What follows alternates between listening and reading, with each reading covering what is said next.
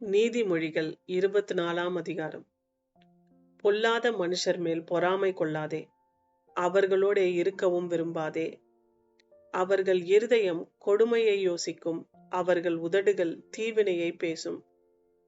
வீடு ஞானத்தினாலே கட்டப்பட்டு விவேகத்தினாலே நிலைநிறுத்தப்படும். அறிவினாலே அறைகளில் அருமையும் இனிமையுமான சகலவித பொருள்களும் நிறைந்திருக்கும். ஞானமுள்ளவன் பலமுள்ளவன், அறிவுள்ளவன் தன் வல்லமையை அதிகரிக்க பண்ணுகிறான். நல் யோசனை செய்து யுத்தம் பண்ணு, ஆலோசனைக்காரர் அநேகரால் ஜெயம் கிடைக்கும். மூடனுக்கு ஞானம் எட்டாத உயரமாயிருக்கும், அவன் நியாயஸ்தலத்தில் தன் வாயை திறவான். தீவினை செய்ய உபாயம் செய்கிறவன் துஷ்டன் எண்ணப்படுவான். தீய நோக்கம் பாவமாம், பரியாசக்காரன் மனுஷருக்கு அருவருப்பானவன். ஆபத்து காலத்தில் நீ சோர்ந்து போவாயானால் உன் பலன் குறுகினது. மரணத்துக்கு ஒப்பிக்கப்பட்டவர்களையும் கொலையுண்ண போகிறவர்களையும் விடுவிக்க கூடுமானால் விடுவி. அதை அறியோம் என்பாயாகில் இருதயங்களை சோதிக்கிறவர் அறியாரோ?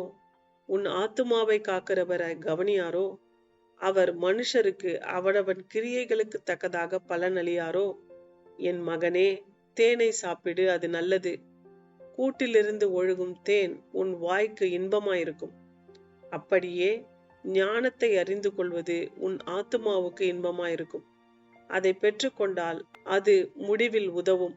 உன் நம்பிக்கை வீண் போகாது.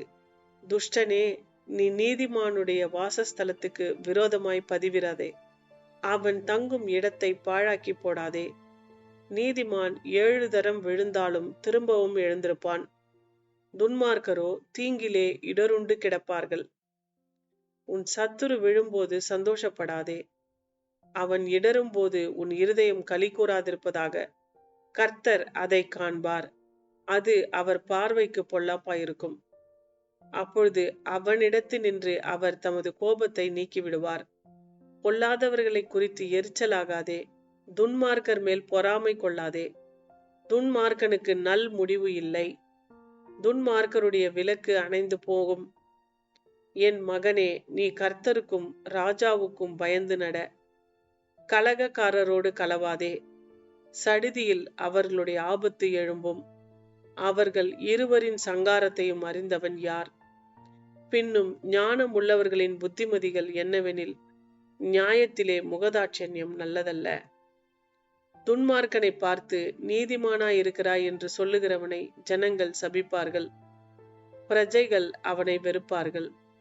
அவனை கடிந்து கொள்ளுகிறவர்கள் மேல் பிரியமுண்டாகும், அவர்களுக்கு உத்தம ஆசீர்வாதம் கிடைக்கும். செம்மையான மறுமொழி சொல்லுகிறவன் உதடுகளை முத்தமிடுகிறவனுக்கு சமானம். வெளியில் உன் வேலையை எத்தனப்படுத்தி வயலில் அதை ஒழுங்காக்கி பின்பு உன் வீட்டை கட்டு. நியாயமின்றி பிறனுக்கு விரோதமாய் சாட்சியாக ஏற்படாதே. உன் உதடுகளினால் வஞ்சகம் பேசாதே. அவன் எனக்கு செய்த பிரகாரம் நானும் அவனுக்கு செய்வேன், அவன் செய்த செய்கைகளுக்கு தக்கதாக நானும் அவனுக்கு சரி கட்டுவேன் என்று நீ சொல்லாதே. சோம்பேறியின் வயலையும் மதியீனனுடைய திராட்சை தோட்டத்தையும் கடந்து போனேன். இதோ அதெல்லாம் முள்ளு காடாயிருந்தது. நிலத்தின் முகத்தை காஞ்சொரி மூடினது, அதன் கற்சுவர் இடிந்து கிடந்தது. அதை கண்டு சிந்தனை பண்ணினேன், அதை நோக்கி புத்தியடைந்தேன். இன்னும் கொஞ்சம் உறங்கட்டும், இன்னும் கொஞ்சம் கை முடக்கி கொண்டு நித்திரை செய்யட்டும் என்பாயோ? உன் தரித்திரம் வழிபோக்கனைப் போலும், உன் வறுமை ஆயுதமணிந்தவனைப் போலும் வரும்.